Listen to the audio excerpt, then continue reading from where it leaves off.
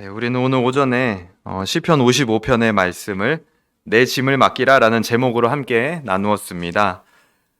가까운 사이에서 배신이나 힘든 관계가 혹시 있으십니까? 그걸 좀 오늘 소그룹 시간에 나누어 보셨는지요? 그것이 나에게 짐이 되고 있다면 하나님께 맡기는 한 주가 되기를 바랍니다. 그리고 2021년이 지나가기 전에 그 어려운 관계들이 하나님의 은혜 안에서 다 정리될 수 있기를 바랍니다. 오늘 오후에는 한 달에 한 번 맨 마지막 주에 돌아오는 시간이죠. 초대교회사 강의가 있는 날입니다. 오늘은 베드로전서 4장 1절에서 2절의 말씀을 주제로 자신을 꺾은 신학자라는 제목으로 우리가 역사의 이야기를 한번 해보려고 합니다. 우리 옆 사람을 보고 한번 이야기해 보도록 하겠습니다. 꺾으세요. 네. 뭘 꺾어가야 될까요? 고집을 꺾으세요. 네. 여러 가지 꺾을 게 많죠. 나의 육신도 꺾어야 되고요. 고집도 꺾어야 되고 때로는 나의 성품도 꺾어야 될 때가 있다라는 겁니다. 뭘 하다 보면요. 하나님을 따르다 보면요. 언제나 우리가 고상하게 하나님을 섬길 수만은 없겠죠. 나의 모든 것을 내려놓고 내가 꺾어야 될 필요가 있는 부분에 있어서 꺾어야 될 때가 있다라는 겁니다. 오늘 소개드릴 바로 이 인물이 바로 자신의 성향과 성품까지도 꺾어서 하나님 앞에 순종했던 한 사람. 그를 후대는 이제 신학자라고 칭합니다. 이제 초대교회사 후기 니케아 교부들을 우리가 나누고 있는데요. 오늘 나눌 사람은 여기 앞에 화면을 보시면 여기 있는 이 인물입니다. 이 인물이 이제 누구냐면 그레고리우스라는 인물입니다. 그레고리오스. 근데 이 초대교회 때요, 이 그레고리오스라는 이름이 굉장히 많습니다. 뭐 여기도 그레고리오스, 저기도 그레고리오스, 뭐 황제 이름도 그레고리오스였다가, 뭐 동네에 있는 꼬마의 이름도 그레고리오스였다가, 그래서 그거를 이제 아버지 아들 이름이 똑같은 경우도 있어요. 아버지 그레고리오스, 저도 발음이 잘 안 되죠. 아들 그레고리오스, 막 그래가지고 헷갈려요. 그래서 보통은 당시에는 이제 어떻게 그 호명을 했냐면 그 사람 출신 지역으로 호명을 합니다. 그래서 오늘 이 그레고리오스는 나지안제노스라는 이 가파도기아 지역에 있는 한 작은 마을입니다.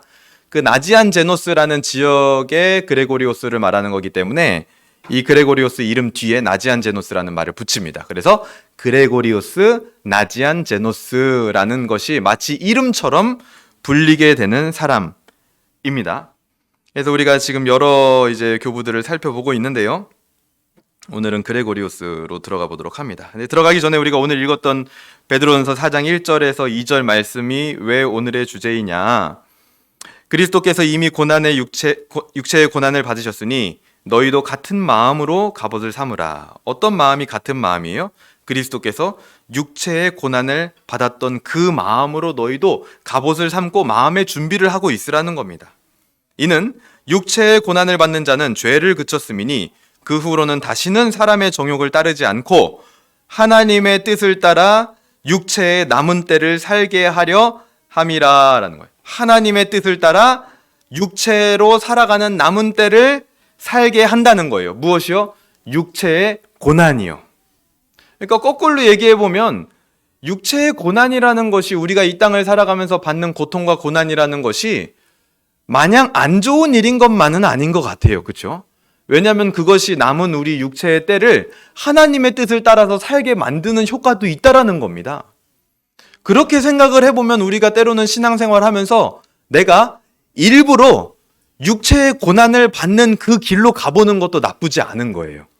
왜요? 그것이 나로 하여금 남은 육체의 때를 하나님의 뜻을 따라 살게 하는 유익한 도구가 될 수도 있거든요. 그렇기 때문에 그리스도인들은 어떤 사람들이에요? 스스로 찾아서 막 고난 가운데 들어가는 사람들입니다. 왜요? 그 고난이 나에게 유익하다라는 것을 알거든요. 그래서 오늘 이제 소개해드릴 이 그레고리오스 나지안제노스라는 사람도 그런 사람 중 한 명이었습니다. 329년에서 389년까지 60세를 살았는데요. 지금 제가 계속해서 진도 나가고 있는 교회 역사의 범위가 대부분 다 이맘때입니다. 200년대 후반에서 이제 400년대 초반까지 그 시절을 지금 지나가고 있는 거예요.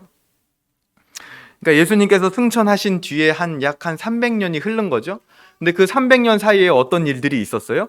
엄청난 교회의 핍박의 역사가 있었죠. 예수님 승천하시고 나서 기독교가 공인되기까지 엄청난 핍박의 역사를 우리가 초대교회에서 살펴봤고, 이 후기 니케아 교부들부터서는 핍박의 역사라기보다는 교리를 확정하는 그런 역사다. 그래서 이때는 어떤 핍박을 당하고 도망 다니고 숨어 다니고 그런 때가 아니라 당당하게 지상으로 올라와서 이 기독교가 말하는 교리, 성경이 말하는 올바른 신앙이란 무엇인가 하고 많은 논쟁을 하던 시기입니다. 논쟁.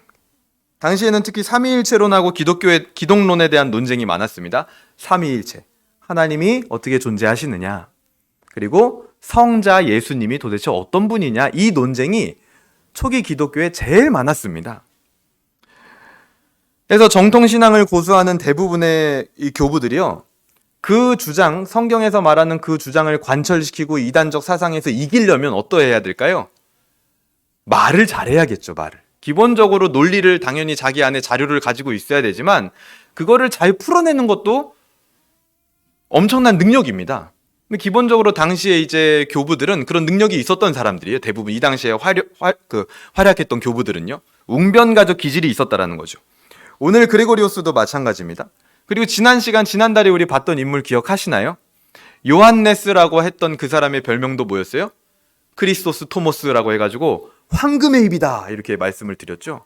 그 정도로 굉장히 말을 잘하는 사람들, 웅변가적 달란트를 가지고 있는 사람들이 이 당시에 교부들이었다라는 거예요.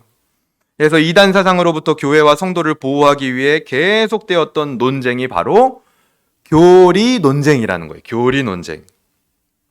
삼위일체, 기독론 모두 교리입니다. 그러니까 이 지점에서 우리가 교리에 대해서 오후 예배 특히 강단에서는 교리에 대해서 많이 강조되고 수도 없이 설명을 드렸지만 저도 거기에 한 말씀을 보탭니다.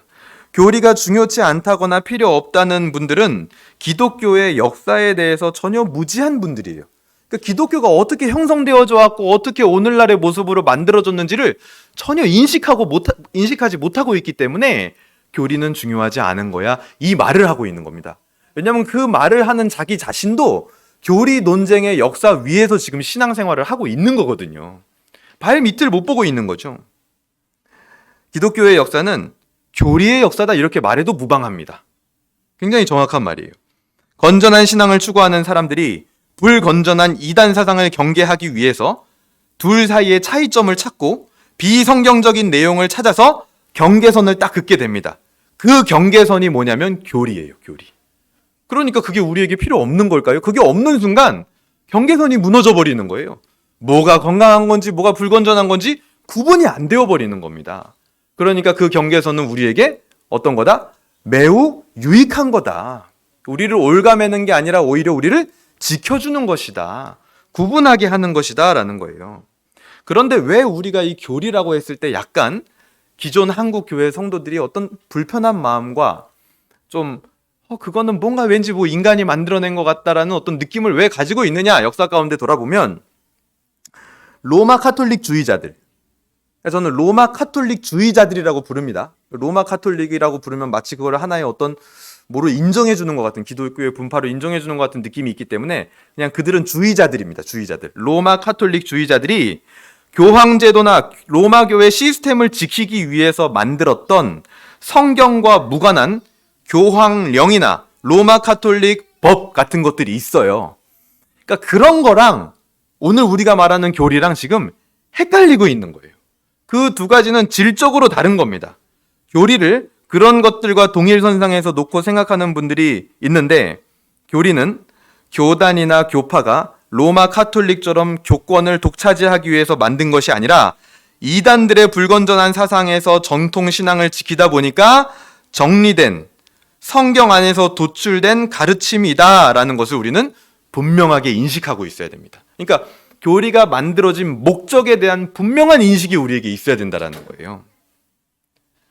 앞에 한번 잠가주시면 감사하겠습니다.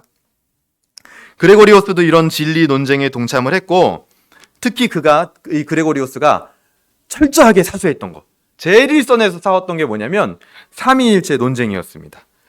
이 그레고리오스는 삼위일체론에 대해서 그 당시 어느 누구보다도 탁월하게 정리를 했고, 삼위일체라는 하나님의 존재 방식은 왜 우리가 그것을 어떤 과정을 통해서 오늘날의 삼위일체론으로 정리됐는지를 알아야 되냐면, 그게 오늘 우리랑 굉장히 멀리 떨어져 있는 이야기 같지만 당시에 논쟁이 되었던 아주 약간의 어떤 차이들, 그것이 결국에는 성도들의 삶으로 적용점으로 다가왔을 때는 굉장히 다른 삶의 양식과 신앙의 방법들의 차이를 가져오게 된다는 거예요. 삼위일체론에 딱 한 단어만 바꿔도 오늘날 우리 신앙생활의 양식이 바뀌어버립니다. 오늘 우리가 신앙생활하는 방법과 삶을 살아가는 방식 자체가 아예 달라져 버려요. 그냥 삼위일체론의 한 단어만 바꿔도요. 그 정도로 파워풀한 교리이기 때문에 이 그레고리오스 나지안제노스도 열심히 그 삼위일체론을 지켰던 것이죠. 그렇기 때문에 올바른 삼위일체론의 정리는 필수적인 것들이었고, 기본적으로 우리가 성도라면 최소한 내가 믿는 하나님이 어떤 방식으로 존재하는지에 대해서는 알고 있어야겠죠. 그분이 어떤 방식으로 존재하고 계시는지. 그리고 또 오늘 이 그레고리오스를 이야기하면서 빼놓을 수 없는 게 뭐냐면, 지난번 이제 참 신기해요. 저도 이 역사를 계속 공부를 하면서 제가 이 사실은 초대교회사를 제가 막 잘 알아가지고 지금 하는 게 아니거든요. 이것이 교회에 필요라고 생각하기 때문에 그 부분에 가서 연구를 하고 여러분들 앞에서 발제를 하는 겁니다. 이제 항상 목회자들은 그런 교회의 필요를 보는 거죠. 그래서 자기가 좋아하고 잘하는 거, 그것만 하는 것이 아니라 자기를 때로는 꺾어서, 제가 이런 거 잘 못하거든요. 꺾어서 가가지고 읽고 공부하고 자료 찾아가지고 나누는 거예요. 이 그레고리오스도 제가 공부를 해보니까요, 요한네스랑 겹치는 면이 굉장히 많은데 뭐냐면, 지난 시간에 요한네스 제가 얘기할 때 요한네스라는 사람이 탄생하기까지의 그 배경에 있었던 한 사람을 말씀을 드렸습니다. 누구였어요? 그렇죠, 엄마. 이름은 안투사. 그렇죠, 안투사. 맞습니다. 안투사. 이게 한글은 아니기 때문에, 한글 이름은 아니기 때문에 안투사입니다. 안투사. 그 안투사가 초대교회의 위대한 어머니 3명 중에 한 명이라 그랬죠. 근데 오늘 그레고리오스의 어머니가 그 두 번째 사람입니다. 이름은 논나라고 합니다. 논나. 논나라는 이 여인이 초대교회의 위대한 3명의 여인을 역사학자들이 꼽을 때, 기독교인들이 꼽을 때 그 중에 두 번째 인물이에요. 그리고 그 요한네스랑 그레고리오스는 친구 사이입니다. 그 사이에 바실레오스라는 친구도 한 명 껴있고요. 그 진짜 유유상종이라는 말이 맞나 봐요. 그렇죠? 끼리끼리 논다는 말이 맞아요. 배경도 같아요. 훌륭한 어머니를 두었다라는. 그래서 이 그레고리오스를 이야기할 때는 논나라는 이 여인을 빼놓을 수가 없습니다. 그래서 그레고리오스라고 할 때 또 카파도기아 교부 3인방 중에 한 명입니다. 바실레오스, 그레고리오스 누세스, 그레고리오스 나지안제노스. 이 셋 다 친구 관계라고 보시면 됩니다. 친구들이 서로 하나님 앞에 열심히 쓰임을 받은 것이죠. 헌신하고. 그리고 교리 논쟁의 시대였다. 제가 방금 말씀을 드렸습니다. 그리고 어머니 논나가 이 그레고리오스를 이야기할 때 빼놓을 수 없는 존재이다. 그래서 오늘 역사를 통해서 정통신앙의 계보와 그 신앙을 사수한 인물들을 살펴보면서 역사를 이끌어 가신 하나님의 그 마음을 깨닫는 시간이 되기를 주님의 이름으로 소망합니다. 우리 첫 번째, 우리 들어가 볼 것은 그레고리오스의 어머니 논나, 빼놓을 수가 없다고 했죠. 그래서 우리 이 가운데에도 어머니들이 많이 있습니다. 그래서 한번 들어볼 만 하겠죠. 초대교회에 보통 우리가 다 남자들의 이야기, 그리고 또 종교개혁가들도 대부분 다 거의 다 남자죠. 그런 이야기만 항상 들어왔는데 과연 그 가운데 아내와 어머니의 역할은 도대체 무엇이었을까? 그것이 감추어져 있지 않고요. 역사가들에 의해서 분명하게 드러나 있습니다. 그리고 그 여인들에게 엄청나게 중요한 역할들이 있었다라는 거예요. 하나님이 그 여인들을 통해서 일하는 경우가 매우 많았다라는 거죠. 3명의 위대한 여인들 중에 한 명이었습니다. 안투사와 논나와 마지막 인물이 모니카예요. 모니카. 모니카 하니까 갑자기 다른 인물을 생각하시는 것 같은데 알아듣는 사람이 거의 없는 게 다행입니다. 모니카는 그 아우구스투스의 어머니입니다. 나중에 이제 우리가 아우구스투스 이야기를 할 때 나누도록 할 텐데요. 저 3명 중에 한 명이고 이 어머니들 모두가 동시대에 살았던 겁니다. 논나는 스라에 이제 지난번에 안투사는 한 명이었죠, 자녀가. 이 논나는 자녀가 3명이었습니다. 3명. 자녀가 3명이신 분 한번 손 들어보세요. 자녀 3명이다 나는. 그 중에서도 딸 하나에 아들 둘이다. 있나요 혹시? 오, 있어요. 이 논나가요, 딸 하나에 아들 둘이었습니다. 스라의 3명의 자녀를 키웠는데요. 그레고리오스는 자기의 어머니에 대해서 회상을 할 때 가장 첫 번째 기억나는 그 회상이 뭐냐면, 자기가 이미 태어나기 전에 어머니가 하나님에게 자신에 대해서 서원했다라는 겁니다. 이미 태어나기도 전에 하나님께 자기 자신을 바쳤다라고 회상을 해요. 그리고 이 논나는 어렸을 때부터 신앙으로 교육을 받고 부모님도 독실한 기독교 신자였는데, 참 특이한 게 그 아버지 그레고리오스하고 결혼을 할 때 그 아버지 그레고리오스가 불신자였습니다. 불신자를 만나서 결혼을 했어요, 이 논나가. 자기의 신앙은 굉장히 독실한 기독교인이었는데도 불구하고요. 근데 도대체 왜 그랬을까? 그 이유는 역사 가운데 나오지는 않습니다. 그래서 이 논나하고 아버지 그레고리오스가 결혼할 때만 해도 이 아버지는 불신자였을 뿐만 아니라 이교도였어요. 이교도. 다른 종교를 가지고 있는 사람. 그런데 그런 그가 논나를 만나서 나중에 시간이 흐른 뒤 어떻게 됐느냐? 이 아버지 그레고리오스가 사제가 돼버립니다. 감독이 되어버려요. 오늘날로 치면 목회자가 된 것이죠. 엄청난 변화죠. 불신자 남편, 게다가 이교도 남편을 만나가지고 결혼해서 목회자를 만들어버렸다는 거예요. 와, 그러니까 우리도 불신자 만나도 되겠다. 그렇게 적용하면 될까요? 이 얘기 하나 드릴게요. 불신자 남편을 만나서 목회자로 만든 거 엄청난 거죠. 그렇죠? 근데 그 반대쪽으로 가도 엄청난 리스크가 있다는 걸 기억하시길 바랍니다. 내가 상상도 못하는 리스크가 그 반대로도 있을 수 있는 거예요. 목회자가 된 것처럼. 그럼 반대로는 뭐가 돼야 될까요? 상상도 할 수 없겠죠. 거의 살인자 돼야 됩니다, 이건.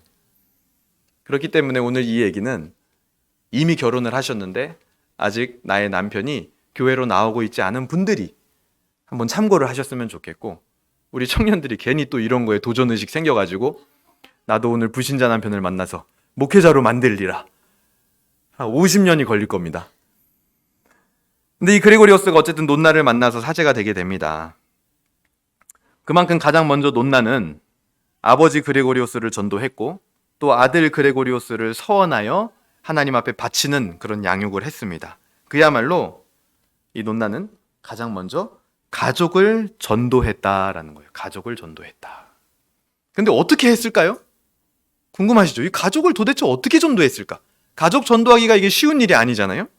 근데 남편도 전도하고 자기 자녀들도 전도를 너무 잘해놨다라는 거예요.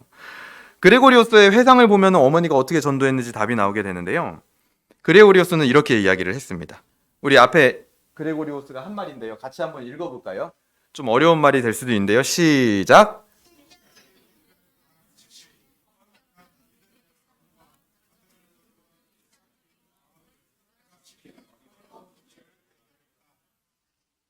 네.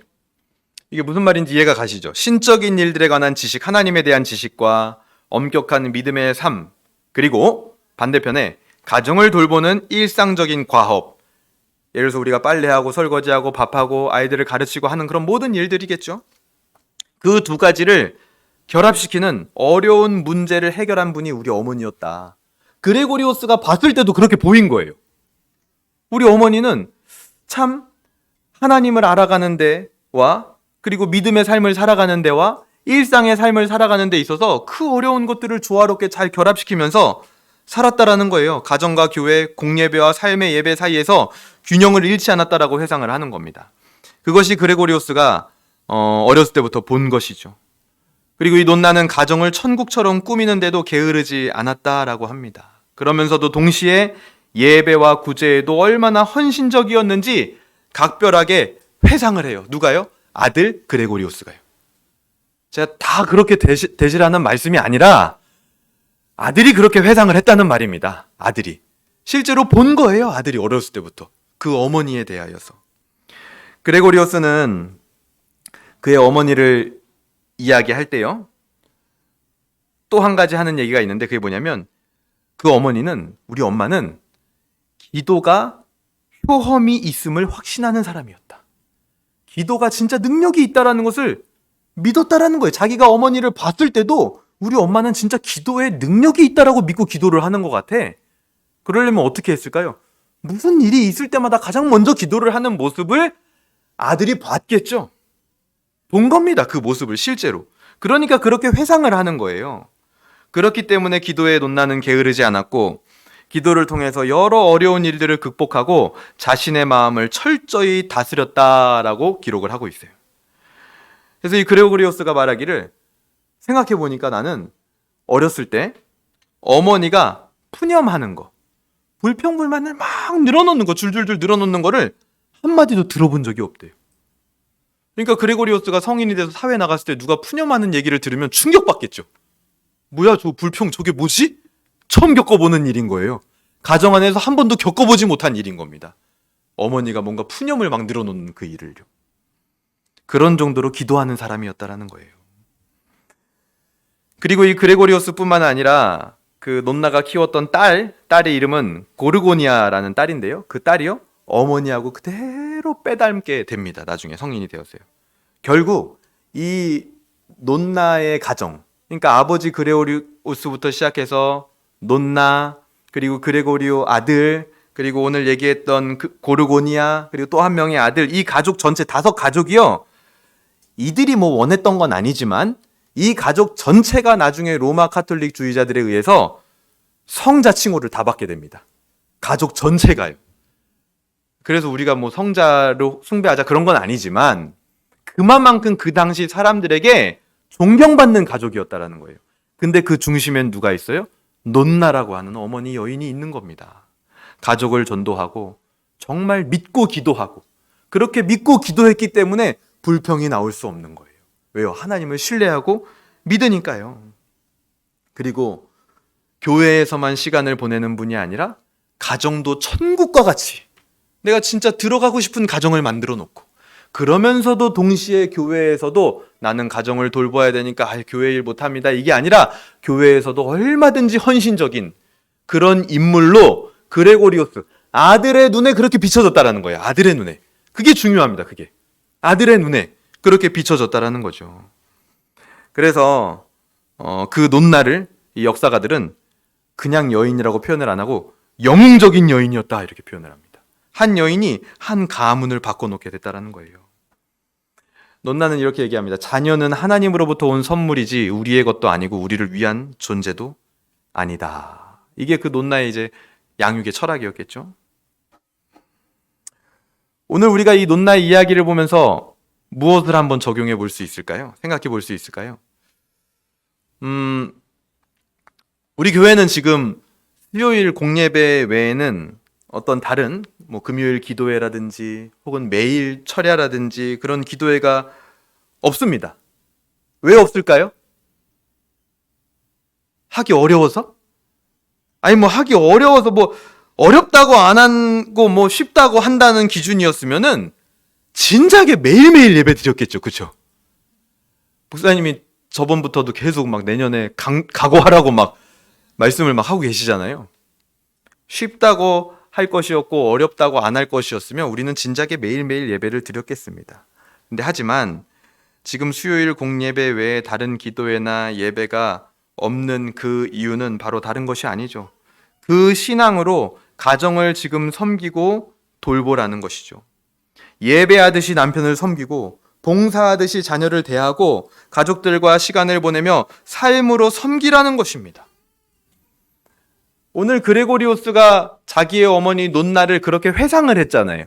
그렇게 평가를 했잖아요, 아들이. 자, 내 자녀가 과연 나를 나중에 어떻게 회상할까요? 그거를 생각해 보면 쉬운 거예요. 내 자녀의 입에서 어머니는 어떤 사람이었다라고 평가가 나올 수 있을까요? 물론 그것이 절대적인 평가는 아닐 것입니다. 근데 하지만 자녀가 부모를 어떻게 평가하는지는 매우 중요한 잣대가 될 것이라는 거예요. 잠언 31장 28에서 29절은 이렇게 얘기합니다. 같이 한번 읽어볼까요? 시작!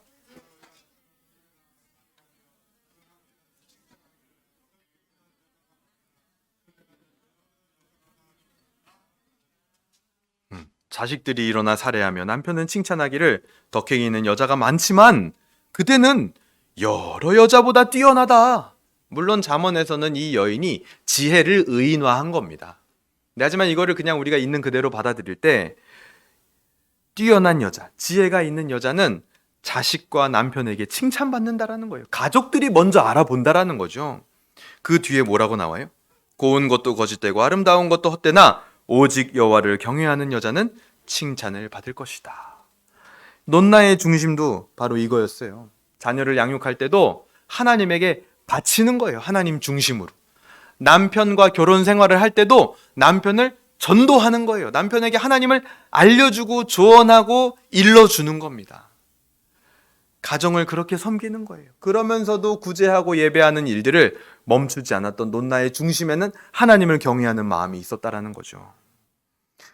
그것이 바로 그레고리오스의 어머니 논나를 통해서 우리가 배울 수 있는, 역사를 통해서 배울 수 있는 지점입니다. 두 번째는 이 그레고리오스를 이야기할 때 또 한 사람의 이제 인물이 나오죠.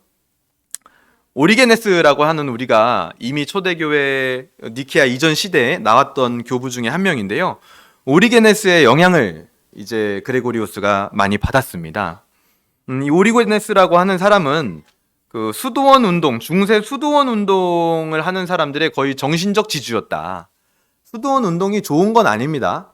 전혀 우리 신앙하고 맞진 않습니다. 왜냐하면 그건 고행을 하면서 하나님을 만난다라고 가르치는 가르침이었기 때문에 맞진 않아요. 근데 하지만 오리게네스는 자기가 수도원 운동을 시작한 건 아니지만 수도원 운동 하는 사람들의 정신적 지주가 되는 그런 인물이었다라는 거예요. 수도원적 성향을 가진 사람들은 어떤 사람들일까요? 물론 당시 사제들이 대부분 그랬지만 그런 성향의 인물들은 모두 오리게네스의 영향을 많이 받게 되었는데요. 그레고리오스도 그런 인물 중에 하나입니다. 그러니까 수도원 가가지고 혼자서 사색하고 묵상하고 성경 연구하고 조용히 노동하고 잠들고 또 일어나서 묵상하고 사색하고 산책하고 노동하고 연구하다 잠들고, 그런 거를 좋아하는 사람들, 그런 거에 끌리는 사람들이 어떤 성향일 것 같으세요? 딱 사람으로 한번 생각을 해볼 때 매우, 어떤 사람? 그렇죠. 약간 좀 내성적이고 내면적이고 굉장히 은둔형이고 개인적이고 사색적인 성향의 사람이겠죠. 그레고리오스가 그런 사람이었어요. 뭘 이렇게 나서는 걸 좋아하지 않았습니다. 그래서 뭘 자꾸만 나서라고 하고 장로직을 주고 감독직을 준다고 했을 때 심지어 도망도 쳤어요. 너무 그런 거 하기 싫어가지고.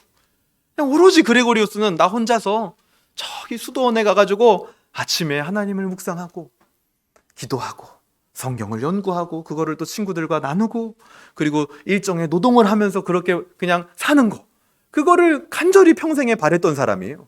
그래서 나중에 감독직을 수행할 때도요, 그 시간들을 계속 그리워합니다. 나는 거기 있어야 되는데, 내가 있어야 될 곳이 거긴데, 친구들한테 맨날 편지 쓸 때도 그 얘기만 해요. 과거에 너랑 같이 수도원 생활했던 때가 너무 그립다. 그때는 우리가 아무 목적도 없었고 욕심도 없었고 이렇게 평안하게 살았는데 하면서, 그런 성향의 사람이 그레고리오스였다라는 겁니다. 그래서 종종 수도원 생활을 실제로 그의 일생 가운데 지점마다 하게 되는데, 가장 길게 했던 때가 언제냐면 18세부터 30세까지. 이게 물론 가장 긴 것은 아니었지만 하여튼 꽤 긴 기간 12년간 수도원 생활을 하면서 쓴 책이 있는데, 그게 이 필로깔리아라는 책입니다. 필로깔리아. 이게 무슨 뜻이냐면 아름다운 것에 대하여 라는 뜻이에요. 아름다운 것들에 대하여 라는 뜻입니다. 아름다운 것들에 대하여. 거기 11장에 보면은 성경에 대한 이단적 해석이 무엇인지를 소개를 하는데요. 내용은 뭐냐면 이단들이 성경을 보는 특징이 있는데, 그게 뭐냐면 부분적으로 보고 해석을 한다. 오늘날 이단들의 특징과 똑같죠. 그러니까 이단도 예나 지금이나 똑같은 거예요. 부분적으로 항상 보고 해석을 한다라는 거죠. 그로 인해 성경을 어떻게 보지 못한다?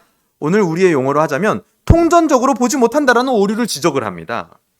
그러면서 한 말이 이거였는데요. 에스겔서 34장 17절에서 18절인데, 주 여호와께서 이같이 말씀하셨느니라. 나의 양떼 너희여, 내가 양과 양 사이와 순양과 순염소 사이에서 심판하노라. 너희가 좋은 꼴을 먹는 것을 작은 일로 여기냐 어찌하여 남은 꼴을 발로 밟았느냐. 뒤에도 똑같아요. 너희가 맑은 물을 마시는 것을 작은 일로 여기냐 어찌하여 남은 물을 발로 더럽혔느냐. 여기서 말씀의 핵심은 뭐예요? 남은 꼴을 밟았냐. 왜? 그리고 남은 물을 왜 발로 더럽혔냐? 이게 핵심이죠. 어떤 사람들은 자신이 택한 것만 좋은 꼴이고 그것만이 좋은 목초지라고 말하면서 남은 꼴을 밟는 자들이 있었다라는 거예요. 그게 뭐냐면 비유입니다. 부분적으로 성경을 보고 가르치고 주장하는 형태를 말하는 거예요. 부분적으로 여기 이 성경 구절만 보면 돼. 이거가 중요한 거야 하고 나머지는 무시하는 형태들이 있었다라는 거죠. 누구에게? 이단들에게요. 이단들에게. 그러니까 이미 지금 그레고리오스가 그것이 잘못됐습니다. 성경을 전체로 봐야 됩니다라고 하는 주장을 하고 있다라는 건 뭐예요, 지금? 이미 초대교회에서부터 건전한 신앙을 가진 신앙의 지도자들은 이렇게 성경을 전체로 봐야 한다라는 것을 가르치고 있었어요, 이미. 오늘 우리가 막 갑자기 처음 발견한 게 아니라 이미 이때 300년대부터 교부들은 성경을 전체로 봐야 됩니다. 부분적으로 보는 것은 잘못된 것입니다라는 가르침을 가르치고 있었다라는 거예요. 이때가 아직 물론 신약 정경이 확정된 시기는 아니었음에도 불구하고 그 감각이 초대교회 교부들에게 있었다라는 겁니다. 우리가 말씀을 통전적으로 보고 성경을 성경으로 해석하는 것은 이미 정통신앙에서 추구하는 바였고 믿음의 선배들의 가르침이었습니다. 우리는 그 가르침을 이어받는 거예요. 그 가르침을. 우리는 이렇게 사람이 아닌 가르침에 대한 전수들을 중요하게 생각해야 되는 겁니다. 어떤 사람과 직분을 따르는 것은요, 로마 카톨릭주의자들이 하는 행태예요. 우리는 가르침을 이어받는 거예요. 그래서 우리의 이 정신과 가르침이 어디로부터 말미암은 것이냐, 그거를 추적해 가보는 게 굉장히 중요해요. 그래서 우리가 성경을 통전적으로 보는 거, 성경을 성경으로 해석하는 그 원류가 어디에서 시작됐느냐 하고 올라가 보니까 여기에서도 나오는 거예요. 지금 300년대에 이미 교부들에 의해서 이야기되어지고 있다는 거죠. 사람을 따르지 않기 위해 성경을 애써 따르고 있습니까? 성경을 통전적으로 보고 배우는 일을, 그렇기 때문에 우리가 정통신앙 안에 있다면 그 일을 절대 멈추지 말아야 합니다. 아까도 우리 청년 중에 몇 명이 가면서 저한테 내년에 월요반 혹은 우리 1, 2월 달에 이제 목사님께서 계획하고 계신 그런 어떤 사경회 언제 하느냐 막 물어보고 가더라고요. 벌써부터 막 그런 게 여러분들 마음 안에 막 기다려지고 계시죠? 감사합니다.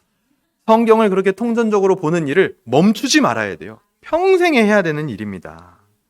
그것이 초대교회 교부의 가르침이었다라는 거죠. 그리고 마지막 세 번째로 이 그레고리오스를 이야기할 때는 감독과 그가 신학자로 섬긴 핵심 내용이 무엇이었느냐를 빼놓을 수가 없겠죠. 아까 말씀드렸죠. 그의 성향대로라면은요, 그는 틈만 나면 조용한 지역에서 독거하며 명상생활을 하며 기도와 노동에 몰입했던 사람입니다.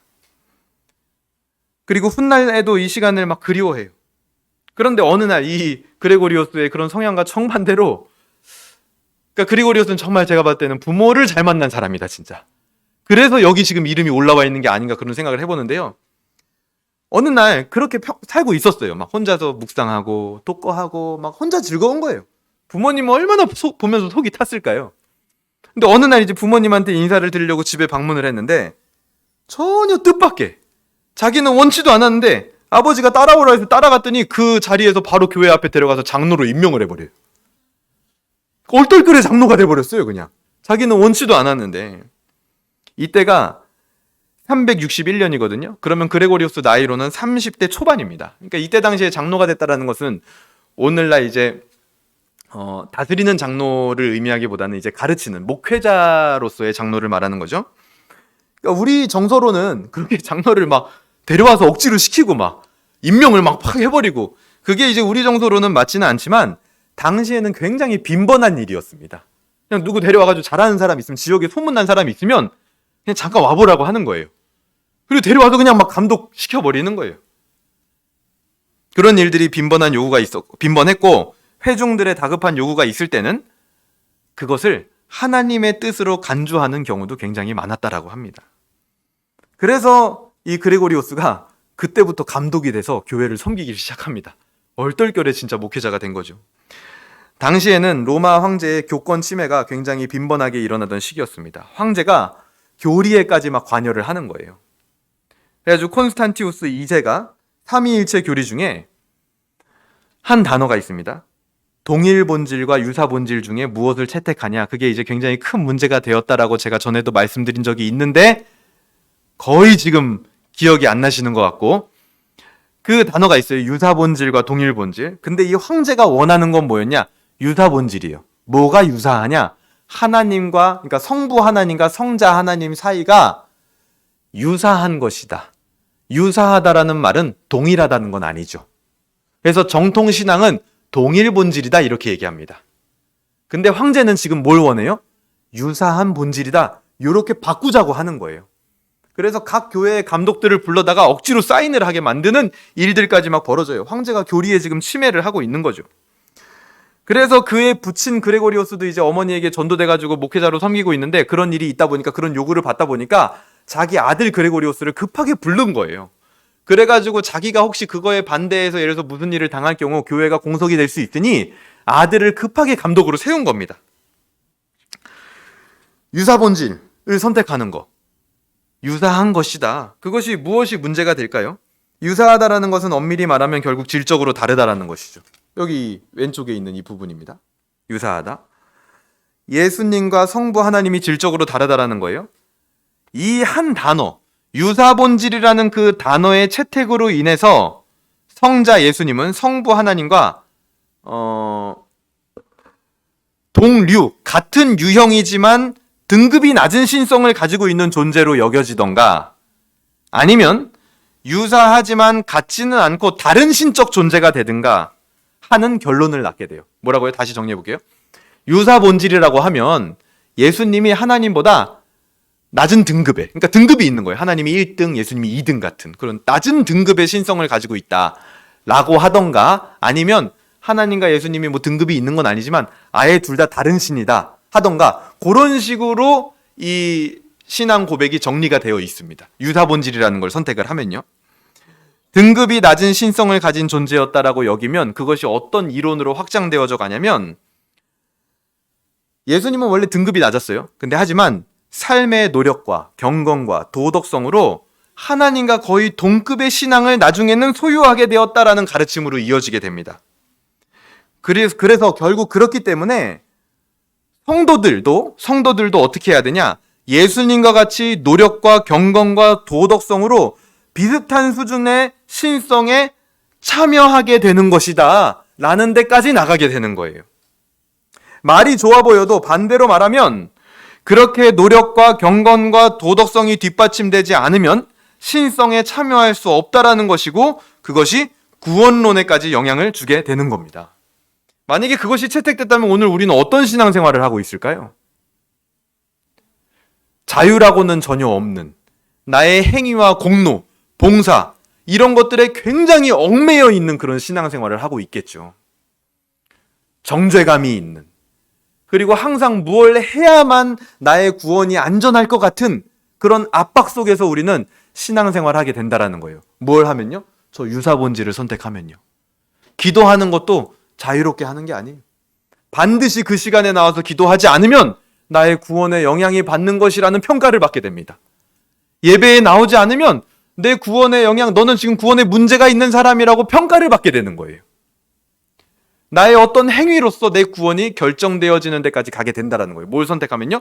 유사본질을 선택하면 우리의 신앙의 형태가 굉장히 달라지겠죠. 동일본질은 뭐예요? 동일본질은 성자 예수님과 성부 하나님이 질적으로 동일하다는 겁니다. 그렇기 때문에 성자 예수님께서 인간으로 오셔서 행한 구속의 모든 사역은 동일하기 때문에 영원한 하나님이 행하신 능력과 동일한 효력을 가지게 되는 거예요.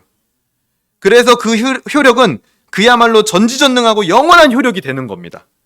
그것을 믿기 때문에 우리는 감사가 터져 나오고, 구원의 반석 위에서 흔들림이 없고, 나를 구원해 주시는 하나님께 감사하며 나를 구원으로 인도하실 하나님을 믿고, 이제는 이 땅에서 아등바등 그렇게 막 어떤 나의 공로에 의지해서 살지 않고 여유를 가지고 기쁨으로 선을 행하며 살 수 있게 되는 거예요. 우리가 때로는 뭘 좀 못해도 하나님 앞에 용서를 빌고 웃으면서 여유롭게 신앙생활할 수 있는 게 이 단어에서 갈린다라는 겁니다. 근데 도대체 왜 황제는 그러면은 유사본질을 왜 선택했을까요? 저거를 선택해야 황제가 신으로 갈 수 있는 길이 열리는 거예요. 그렇죠? 인간이 신이 되려면 저걸 선택해야 돼요. 그래서 황제가 도덕적으로 경건하고 어떤 그런 전설들을 막 만들어내가지고 내가 바로 신이 될 수 있는 길이 바로 저 유사본질입니다. 그렇기 때문에 황제는 저 유사본질을 선택하기를 원했다라는 거예요.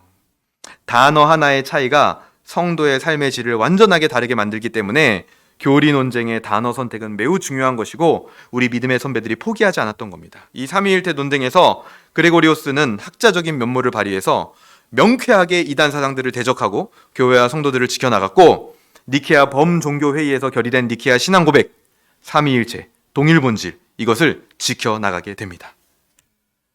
웨스트민스터 2장 하나님과 삼위일체, 사망, 성삼위일체 우리가 이미 다 배웠던 것들이죠. 이렇게 말합니다. 실체와 능력과 영원성에 있어서 동일한 삼위가 단일한 신격으로 있으니 그 동일본질이라는 말이 오늘 어디에 들어가 있는 거예요? 저기 동일한 삼위가 여기 이 짧은 문장 안에 들어가 있는 거예요. 저기가 유사한 삼위가 존재한다 이렇게 얘기를 해버리면 오늘 우리의 교회 생활과 신앙 생활은 완전히 달라지는 거예요. 저와 여러분의 관계도요 계급이 돼버립니다. 계급. 이렇게 막 못해요. 계급입니다. 계급. 시키고 복종하는 거예요. 똑같은 위치가 아니란 말이에요. 유사 본질이 돼버리면요. 왜요? 하나님도 계급으로 존재를 했기 때문에 매우 큰 차이를 가져온다라는 거죠. 그레고리오스는 자신의 사제와 감독직에 대해서 아까 말씀드린 것처럼 도망친 적도 있는 사람이에요. 막 이런 것을 지키기 위해서 막 논쟁을 하고 막 세게 얘기하고 막 싸우고 그런 성향이 아니에요. 애초부터. 자신의 성향과 약함을 생각했을 때 이 일은 도저히 내가 맡을 수 있는 일이 아니야 라고 그레고리오스 스스로도 생각하고 나중에 왜 도망갔냐 그랬을 때 그렇게 얘기를 합니다. 이 일은 내가 할 일은 도저히 아닌 것 같아요. 하지만 그는 결국 돌아와서 감독직을 수행한 것에 대해서 뭐라고 얘기하냐면 부르시는 분의 능력을 의지하기 때문에 내가 다시 돌아왔다 이렇게 얘기합니다. 자신의 성품까지 그레고리오스는 역행한 겁니다. 역행. 하나님과 교회를 위해서요. 하나님과 교회를 위해서 살았던 그 그레고리오스의 신앙, 자신의 성품까지도 꺾어서 역행하며 하나님께 순종했던 그 신앙을 오늘 우리가 배워야 된다는 것이죠. 오늘 주제 말씀 마지막입니다. 다시 한번 우리 읽어볼까요? 베드로전서 4장 1절에서 2절입니다. 시작!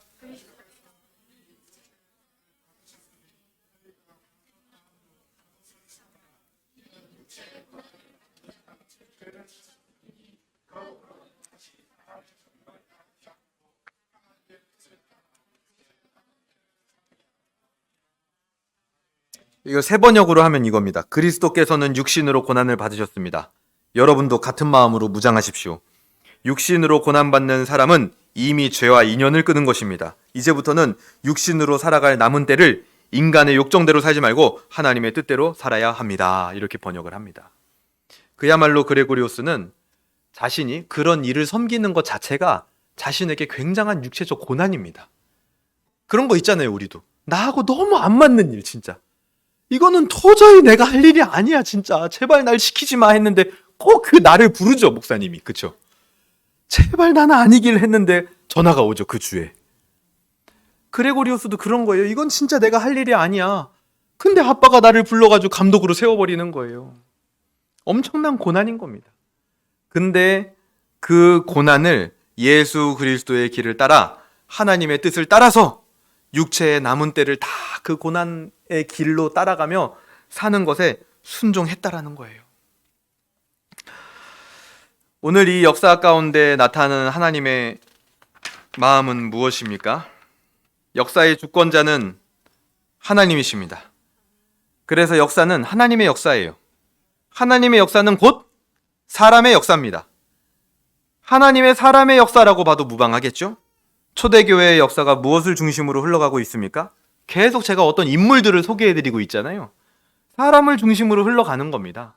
정통신앙의 계보가 우리가 올바른 정통신앙의 그 계보 위에 우리가 올바로 서기를 원하시며 우리도 이제는 그 신앙을 전달하는 그레고리우스와 같은 기수가 되기를 원하시는 하나님의 마음이 있는 거예요.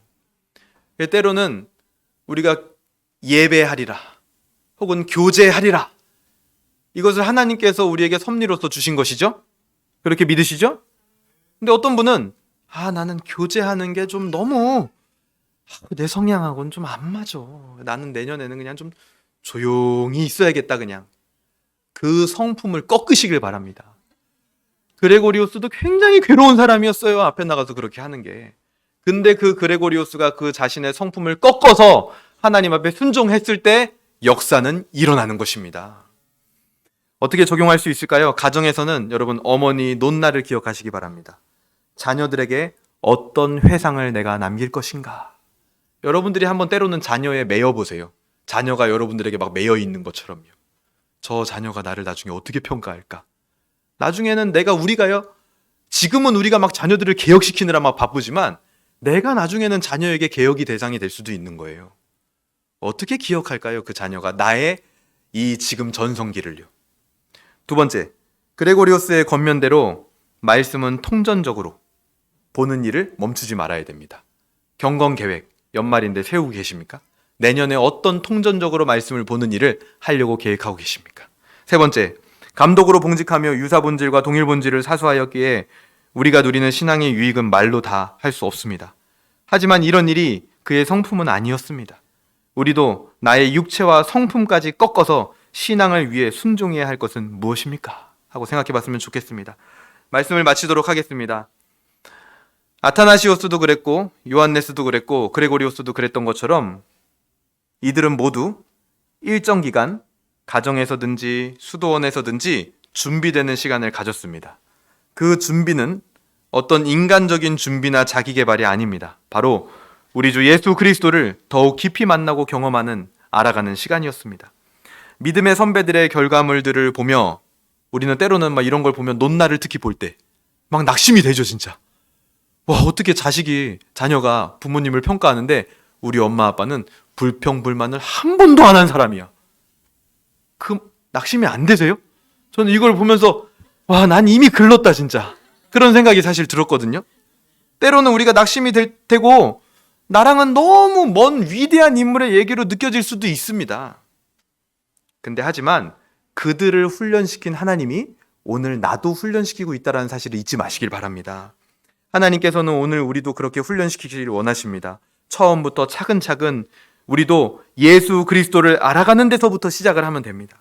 사도 바울도 다메섹에서 변화를 받은 뒤 아라비아 광야에서 경건의 훈련을 받았습니다. 그렇게 하나님 나라를 위해 훈련받은 자가 경건과 신학을 겸비하여 불경건한 자들에게 맞서며 진리를 변호하고 교회와 성도를 지키고 더 나아가 가정과 사회에서 본이 되어 전도의 통로가 되는 것입니다. 마태복음 7장 20절에선 이렇게 말합니다. 이러므로 그들의 열매로 그들을 알리라. 오늘 말씀을 듣고 작은 것부터 선한 열매를 맺는 저와 여러분이 되기를 주님의 이름으로 소망합니다. 우리 같이 기도하도록 하겠습니다. 첫 번째는 오늘 역사의 이야기를 들으면서 말씀을 보면서 회개할 내용이 있으면 회개할 수 있으면 좋겠습니다.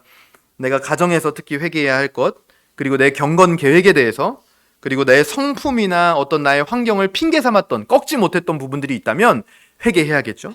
두 번째로 간구할 수 있으면 좋겠습니다. 우리의 힘으로 그렇게 살 수 없사오니 하나님 도와주시옵소서. 세 번째로는 결단했으면 좋겠는데요. 작은 거부터 여러분 결단하고 기도하시기를 바랍니다. 이 시간 함께 기도하겠습니다. 기도합니다.